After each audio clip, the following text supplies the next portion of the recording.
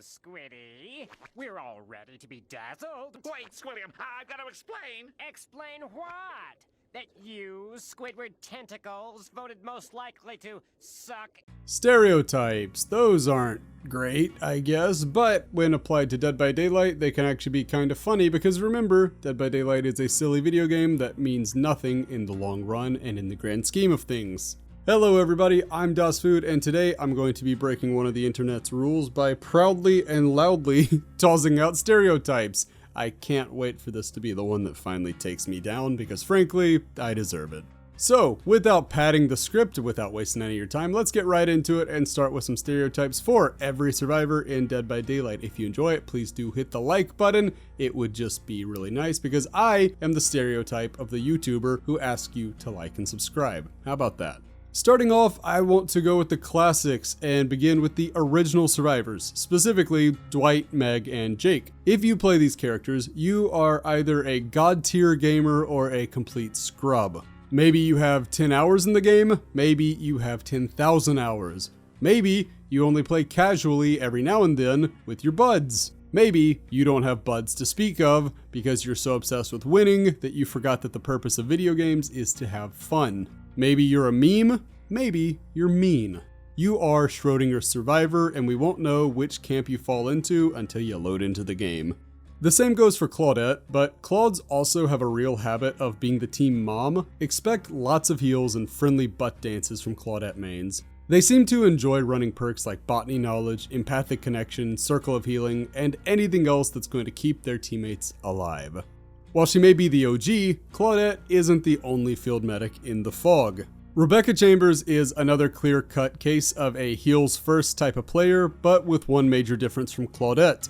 Rebecca mains are absolutely dog water at looping and jump directly on hooks like a big dumb fish. Still, their hearts are in the right place, and I am always thankful for their inevitable use of reassurance, even if it was going to be an easy unhook regardless. While talking about potassium-rich survivors, let's also mention Vittorio, because, damn, I have never seen a talented looper play Vittorio. But hey, at least he's attractive, right? You might be tempted to believe that Lisa Garland is one of the more medically minded players as well, but you'd be wrong. Lisa mains, all 6 of them, are low-key dangerous, and I'm not generally keen to chase them when I'm playing killer. The same could be said for Quentin, Ada, and Sybil mains. You won't see many of them, but they're generally cracked. Not everyone is so lucky though. Some survivors are not only rarely played, but they're generally pretty bad when they do show up.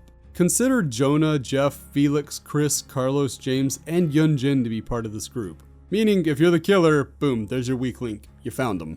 I'm not saying there's nobody talented that plays these characters. I am just saying that there's nobody talented that plays these characters. Of course, not everyone's trying to go for some crazy 5-gen loop. Some excessively based survivors just want to run no mither with self-care and have a good time. These are the jokesters, the silly geese, the tricksters, not him. I would put Steve, Adam, Hinatu, Ash, and Ace in this group, but it's worth noting that anybody can join this club. Be the change you want to see in the world. Some characters are either going to be goofballs or tryhards, and by some characters, I mean David, and David alone. I really wish you would pick a lane, you missing link looking goober.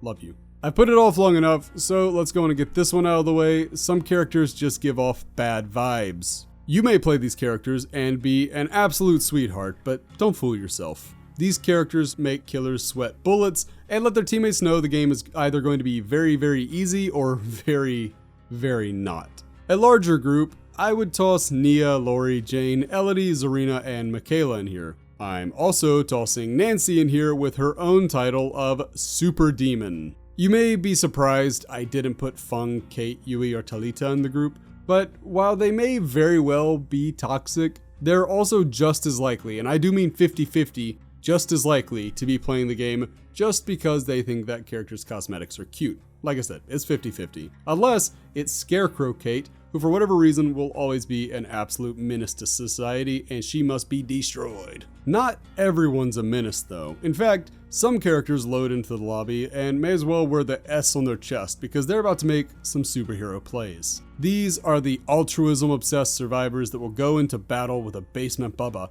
if it means possibly getting their teammates out of danger. To the surprise of nobody, this group consists of Bill, Leon, Sheva, and Cheryl. These are the players who not only love thy neighbor, but they actually seem to value the lives of their teammates more than their own. I have been told in the past that some people think of Leon's as being kind of toxic, but for me, I just don't see it, so I think he belongs here. Rather than valuing humanity itself, some players are much more likely to value the cold steel of an unrepaired generator. I'm not saying these players won't come to your aid in a moment of need, just that they'd rather be holding M1 on the objective and probably, let's be honest, definitely watching YouTube on their phone or on a second monitor. I consider these players to be Tap, Jill, Claire, and Hattie. Out of these, I think Jill's also take a special pleasure in getting blast mine value, though to be fair, I think most people take pleasure in that because it's just extremely fun. Sadly, nobody plays Alessa or Jonathan, so there really can be no stereotype here. On the bright side, this means you can just make one up, and I'm entirely powerless to stop you, so have fun with that. Now, you may have done a head count and realized that I've gone through all of Dead by Daylight's current survivors, so we're done, right? Well, not quite.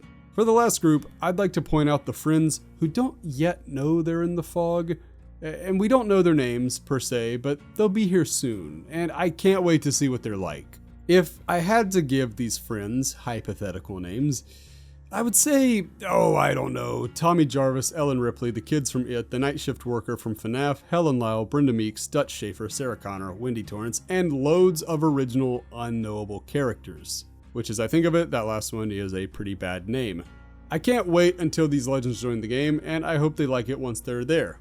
My personal money is on Brenda Meeks being an absolute looping goddess, but we will have to wait and see. Now it's your turn. Let me know in the comments below what I got right and what I got wrong, and because you already know there's going to be a part 2 for this where I do it for the killers, go on and let me know what you think it's going to be for the killers if you feel so bold. Either way, I hope you enjoyed, I hope you had a good time here. I have been Das Food, and until the next video, bye friends.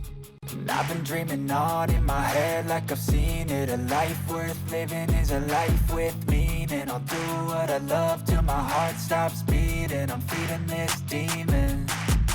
Got a taste, can't erase bitterness in my